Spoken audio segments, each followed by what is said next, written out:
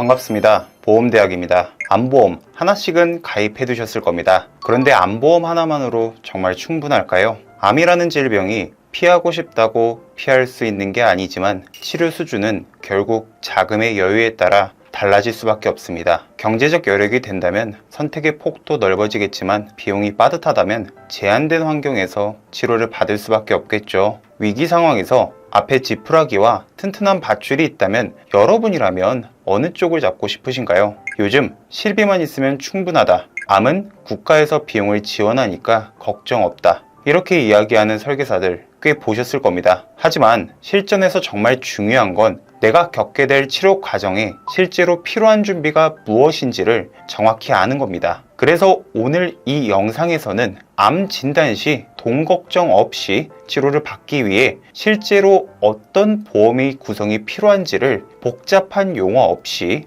아주 쉽게 설명드리겠습니다. 매주 실속 있는 보험 정보를 꾸준히 올려드리고 있으니 시청 전 구독과 좋아요는 한 번씩 눌러주시고요. 지금부터 본격적으로 시작하겠습니다. 여러분, 만약 본인이 암 진단을 받게 된다면 어떤 생각이 드시겠습니까? 저라면 아마 처음엔 숨이 막힐 정도로 멍해질 것 같습니다. 혹시 정말 끝인가 하는 두려움, 그리고 아직 돌보아야 할 가족과 아이들을 떠올리며 마음이 무너질 수밖에 없겠죠. 그런데 마음을 다 잡고 어떻게든 치료 방법을 찾아보려고 하게 될 겁니다. 하지만 그때부터 머릿속을 꽉 채우는 현실적인 고민은 바로 비용입니다. 좋은 치료는 그만큼 비싸고 경제적 여유가 없다면 하고 싶은 치료 대신 선택지를 줄여야 하는 상황이 생기게 됩니다. 실제로 암보다 더 두려운 건 죽음 자체보다 살아남기 위해 감당해야 할 치료비에 대한 부담일 수 있습니다. 국립암센터가 공개한 국민인식 조사 결과를 보면 암에 걸리면 죽을까봐 걱정된다는 반응보다 도대체 치료비는 어떻게 감당하지? 라는 고민이 훨씬 더 많았습니다. 병에 걸린 것도 답답한데 내가 아프다는 이유로 가족이 경제적 부담을 느낀다는 걸 알게 된다면 정말 마음이 무너질 수밖에 없겠죠. 개인적으로도 그런 상황이라면 많이 힘들 것 같습니다. 내가 아프다는 사실 자체가 가족들에게 짐처럼 느껴진다면 그 고통은 2배로 다가올 수밖에 없으니까요. 더군다나 의료기술이 발전하고 새로운 치료가 나올수록 진료비 자체도 계속 오를 가능성이 높다는 점 꼭 고려해 두셔야 합니다. 실제 통계를 살펴보면 암 치료에 들어가는 비용은 해마다 계속 증가하고 있는 추세입니다. 그래서 요즘은 암 진단을 받았다는 얘기를 들으면 가장 먼저 나오는 반응이 예전과는 조금 다릅니다. 예전에는 괜찮던데 치료하면 나을 수 있는 거지? 이런 식으로 회복 가능성을 먼저 물어봤다면 요즘엔 혹시 보험은 제대로 준비해뒀어? 이 질문이 먼저 나온다고 합니다. 그만큼 치료 가능성보다도 치료비에 대한 준비 여부가 더 중요해졌다는 뜻이겠죠. 주요 암들의 5년 상대 생존율을 살펴보면 모든 암에서 생존율이 과거보다 크게 높아진 걸 확인할 수 있습니다. 이 얘기는 곧 이제는 암에 걸려도 오래 치료받으며 생활할 수 있게 됐다는 뜻인데요. 하지만 동시에 치료 기간이 길어지는 만큼 그에 따른 의료비 부담도 훨씬 커질 수밖에 없다는 점을 의미합니다. 좋은 치료를 받으려면 결국 현실적으로 가장 중요한 건 돈입니다. 예를 들어 위절제술이 필요하다고 했을 때 2가지 방법을 제시받는 경우가 있습니다. 하나는 의사가 직접 집도하는 복강경 수술, 또 다른 하나는 로봇을 이용한 다빈치 로봇 수술입니다. 문제는 복강경 수술은 건강보험 적용이 되지만 다빈치 로봇 수술은 보험 적용을 받을 수 없다는 점이죠. 이렇게 건강보험이 적용되지 않는 치료를 비급여 치료라고 부릅니다. 비급여 치료는 말 그대로 환자가 전액을 부담해야 하고 같은 치료라도 병원마다 비용 차이가 크게 날 수 있습니다. 그래서 요즘은 비급여 진료비 공개 제도를 통해 병원별 가격을 미리 확인하고 치료를 선택하는 게 더 현명한 방법이라고 할 수 있습니다. 그렇다면 우리나라 암 치료비에서 비급여 치료가 차지하는 비중은 얼마나 될까요? 자료에 따르면 실제 암 환자의 치료비 중 비급여 항암제가 무려 71%를 차지한다고 합니다. 이런 이유 때문에 단순히 암 진단비만으로 부족하고 별도의 암 치료비를 준비해야 한다는 이야기가 나오는 거죠. 물론 이렇게 말씀하실 수 있습니다. 에이, 우리나라는 산정특례제도가 있으니까 굳이 암치료비 보험은 없어도 되는 거 아닌가? 맞습니다. 산정특례는 중증질환자의 의료비 부담을 덜어주기 위한 건강보험 지원제도예요. 우리가 암에 걸리더라도 산정특례제도가 있어서 이 제도를 이용하면 치료비의 약 5%만 부담하면 됩니다. 그리고 이 5%조차도 실비보험으로 처리하면 기본적인 치료는 충분히 받을 수 있죠. 하지만 여기엔 중요한 단점이 있습니다. 바로 비급여 치료에는 산정특례 혜택이 전혀 적용되지 않는다는 겁니다. 즉, 새로운 항암제나 최신 치료법처럼 비급여에 해당하는 치료를 선택하게 되면 그 순간부터는 모든 비용을 환자 본인이 100% 부담해야 합니다. 예를 들어 의사 선생님이 이렇게 말씀하셨다고 해볼게요. 이 암은 방사선 치료를 한 달에 한 번 1년만 꾸준히 받으면 완치될 수 있습니다. 다만 이 치료는 개발된 지 얼마 되지 않아 모두 비급여라서 비용이 상당히 듭니다. 만약에 여러분이 이 치료를 선택했다면 어떨까요? 아무리 산정특례 대상자라 하더라도 비급여 치료에는 혜택이 적용되지 않기 때문에 그 순간부터는 전액 본인 부담이 됩니다. 결국 치료비 수천만 원을 스스로 감당해야 하는 상황이 벌어질 수 있다는 거죠.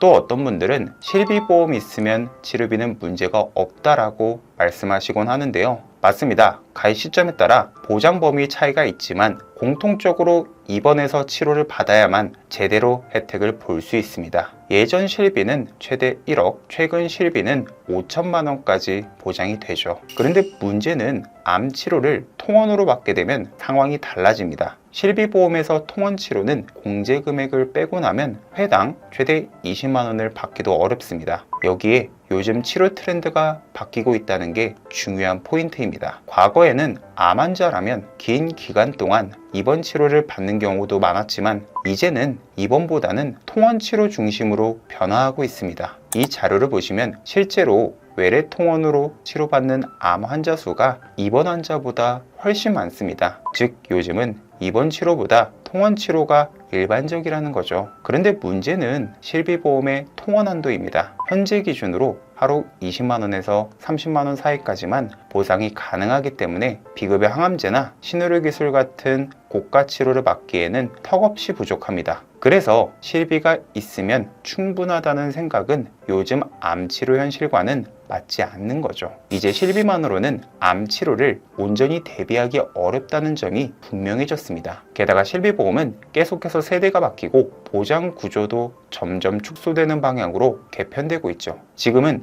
5세대 얘기가 나오고 있지만 앞으로 6세대, 7세대가 나오면 어떻게 바뀔지 알 수 없습니다. 특히 고령이 되었을 때 과연 실비를 끝까지 유지할 수 있을지조차 불확실합니다. 이제는 산정특례 제도만으로도 실비 보험만으로도 고액의 암치료비를 감당하기 어렵다는 결론이 나옵니다. 그렇다면 결국 스스로에게 물어볼 수밖에 없겠죠. 내가 암에 걸리면 어떤 치료를 택하는 게 옳을까? 어떤 약을 선택해야 할까? 경제적으로 여유가 없어서 건강보험이 적용되는 치료만 받게 될지 아니면 비용이 크더라도 치료 효과가 입증된 방법을 고를지 말입니다. 저라면 빛을 내서라도 심지어 집을 처분하더라도 우선은 가장 효과적인 치료를 받는 걸 선택할 것 같습니다. 우선 살아남아야 미래도 있다는 건 누구나 공감하실 겁니다. 그럼 암 진단비만 준비해두면 충분하지 않냐고 물으실 수 있는데요. 맞습니다. 암 진단비는 암에 대비하는 가장 기본적인 안전망입니다. 암 진단을 받게 되면 이를 잠시 내려놓고 치료와 회복에 전념해야 하는데 그렇다고 집 대출금이나 카드 할부금,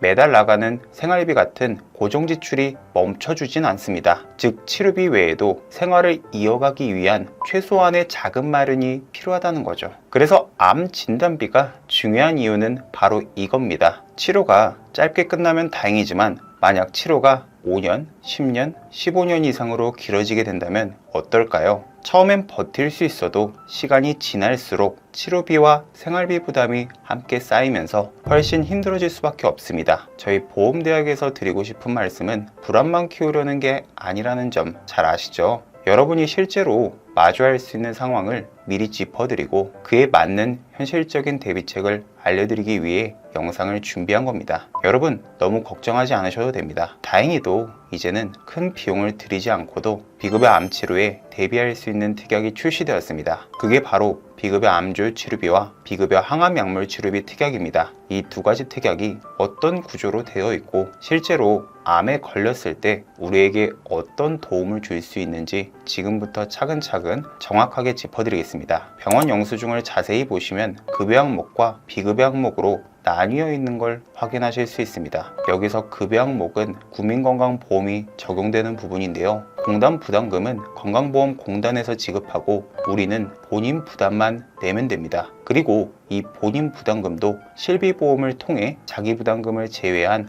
나머지를 보상받을 수 있기 때문에 사실 큰 부담이 되지 않죠. 반면에 비급여 항목은 건강보험에서 전혀 지원되지 않기 때문에 전액을 본인이 부담해야 합니다. 그래서 실비보험을 통해 이 비급여 치료비를 보장받는 것이 중요한데요. 비급여 치료에는 종류가 상당히 많습니다. 대표적으로는 다빈치 로봇 수술, 양성자 치료, 중입자 치료, 표적항암 치료 등이 있고 이런 치료들은 대부분 비용이 고가라 환자 입장에서 부담이 클 수밖에 없습니다. 만약 입원해서 다빈치 로봇 수술을 받는 경우라면 현재 4세대 실비보험 기준으로 연간 최대 5천만 원 한도까지 보장받을 수 있습니다. 그런데 굳이 입원을 하지 않고 통원으로 받을 수 있는 비급여 항암 치료라면 상황이 달라지죠. 통원 치료 시에는 회당 최대 20만 원까지만 보장이 되는데 실제 치료와 비교하면 턱없이 부족한 수준입니다. 즉 입원 여부에 따라 보장 금액 차이가 크고 특히 고가의 항암 치료를 통원으로 받는 경우엔 현실적인 보장이 되기 어렵다는 게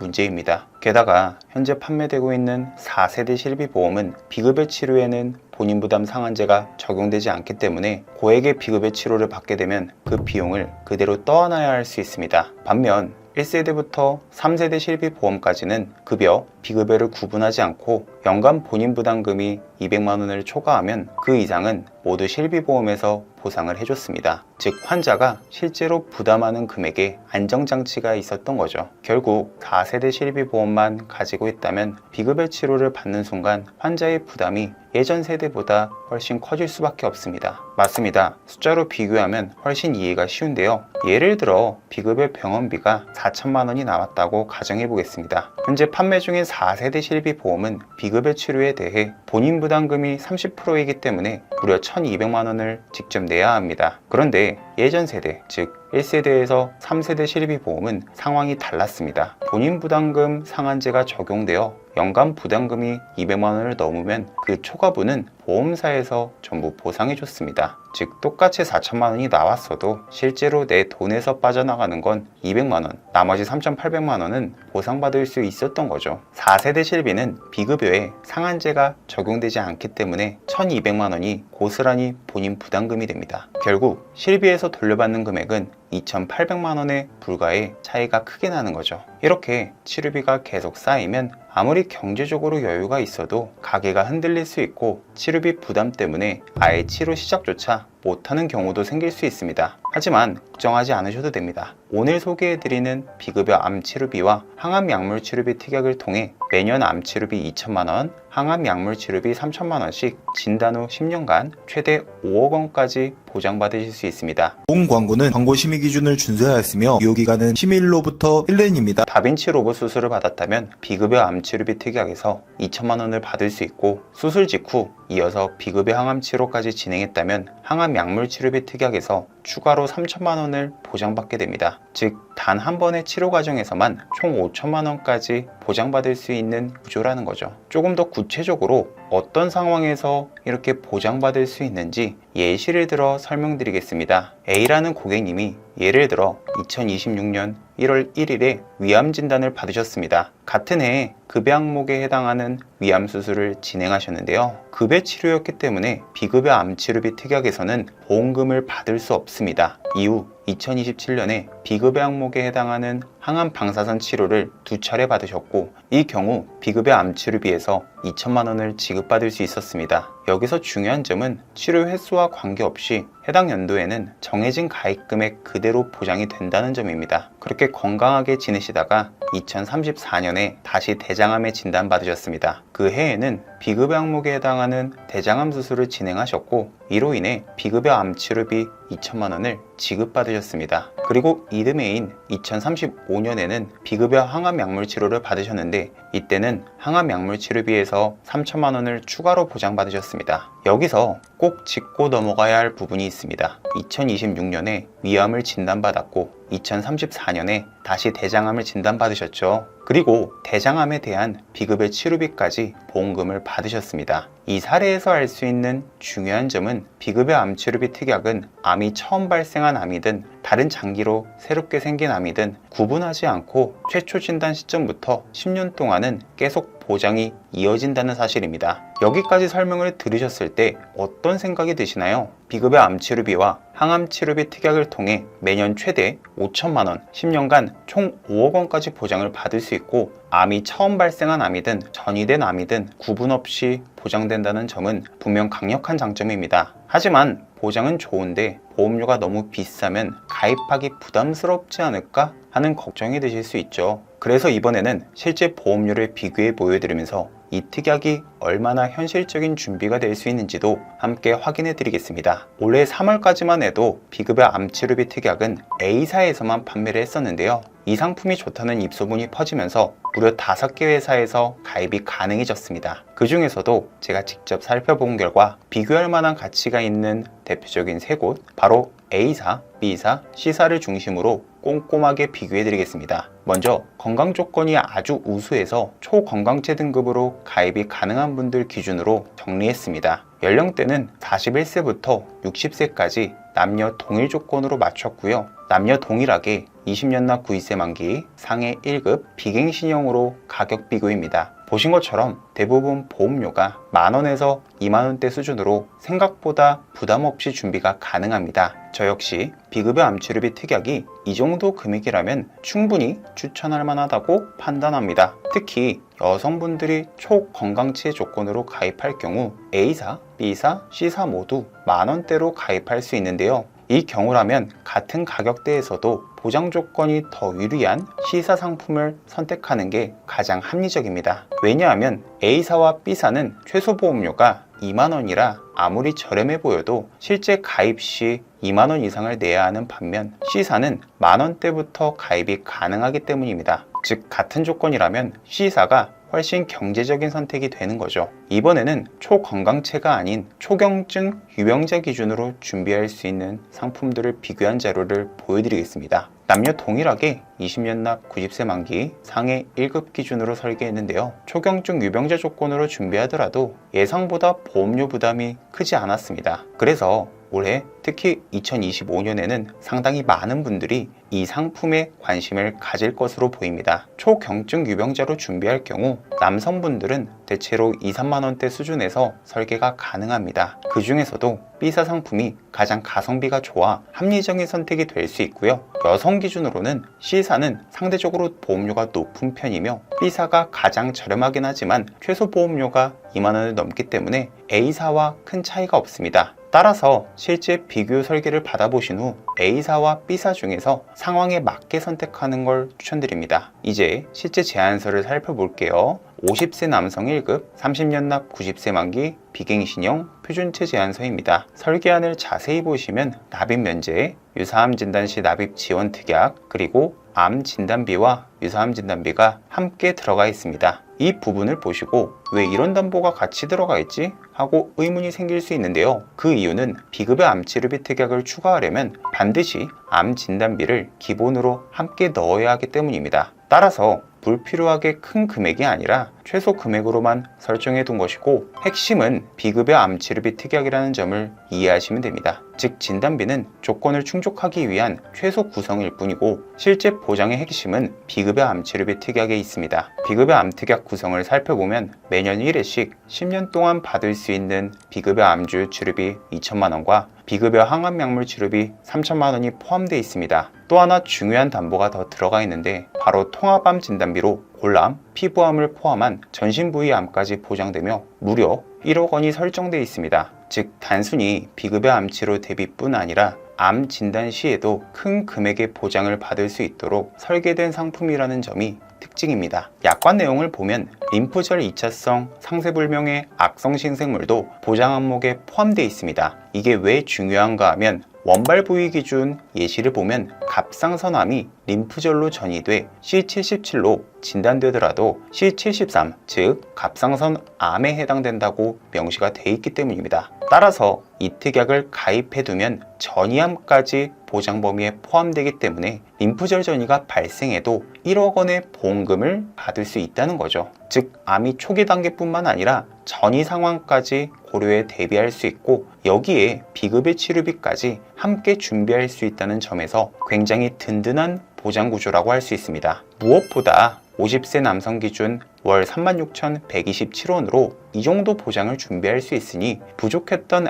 암 대비를 보완하는 기회로 삼으면 좋을 것 같습니다. 저희 보험대학에서는 고객님께서 보험에 가입하실 때 가장 합리적이고 최선의 선택을 하실 수 있도록 돕고 있습니다. 30여 개 이상의 생명보험사, 손해보험사의 상품을 비교 설계하고 약관을 꼼꼼히 분석해드리며 현재 보유 중인 보험에 대한 점검과 조언, 그리고 이후의 전반적인 관리까지 함께 책임지고 있습니다. 언제든 편하게 문의 주시면 고객님의 상황에 맞는 맞춤형 설계를 안내해 드리겠습니다. 오늘 내용이 도움이 되셨다면 구독과 좋아요, 알림 설정, 그리고 주변과의 공유도 부탁드립니다. 다음에도 더 알찬 내용으로 찾아뵙겠습니다. 감사합니다. 본 광고는 광고 심의 기준을 준수하였으며 유효기간은 심의일로부터 1년입니다.